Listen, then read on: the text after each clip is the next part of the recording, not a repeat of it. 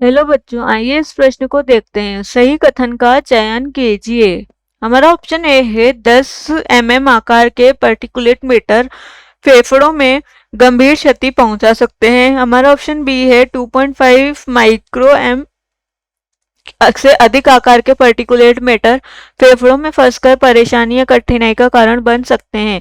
हमारा option C है 2.5 micrometer से कम आकार के पार्टिकुलेट मैटर फेफड़ों में गहराई तक धंस जाते हैं। और हमारा ऑप्शन डी है उपरोक्त में से कोई नहीं। आइए इस प्रश्न की मुख्य अवधारणा देखते हैं। इस प्रश्न में हमसे पूछा गया है कि जो कथन दिए गए हैं उनमें से सही कथन हमें बताना है। आइए इस प्रश्न का हल देखते हैं। सबसे पहले हम समझते हैं पार्टिकुलेट मैटर क्या होते हैं, जिन्हें हम कण भी कहते हैं। पार्टिकुलेट मैटर वह मैटर होते हैं या वह कण होते हैं जो ठोस और द्रव के मिश्रण होते हैं। यानी कि हम ठोस और द्रव के सम्मिलित मिश्रण को जो है वो पार्टिकुलेट मैटर या कण कहते हैं। और ये जो कण होते हैं यह वायु में या हम बोल सकते हैं वातावरण में तैरते हैं, या हम इसे कह सकते हैं कि फैले रहते हैं, जिससे हमारा वातावरण में क्या होता है, वातावरण में वायु प्रदूषण होता है, वायु प्रदूषण उत्पन्न होता है। यह वायु प्रदूषण में जैसे कई कण होते हैं, जैसे हमारे हो गए धूल कण, नमक के कण, हमारा सल्फ्यूरिक एसिड के कण आदि।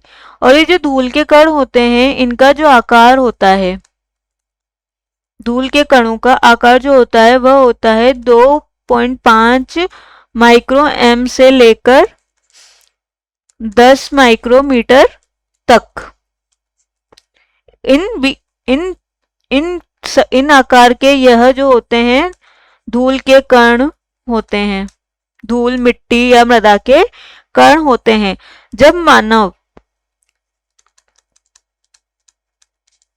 मानव वातावरण में संपर्क में आता है और श्वसन क्रिया करता है, तो श्वसन क्रिया में हमारी नाक जो होती है उसके फलस्वरूप ये जो कण होते हैं, अत्यंत सूक्ष्म आकार के जो कण होते हैं, वह नाक के द्वारा हमारे शरीर में पहुंच जाते हैं और वह शरीर में जाकर यह फेफड़ों को क्षति पहुंचाते हैं, जिससे शरीर में श्वसन रोग जैसी समस्याएं उत्पन्न हो जाती है।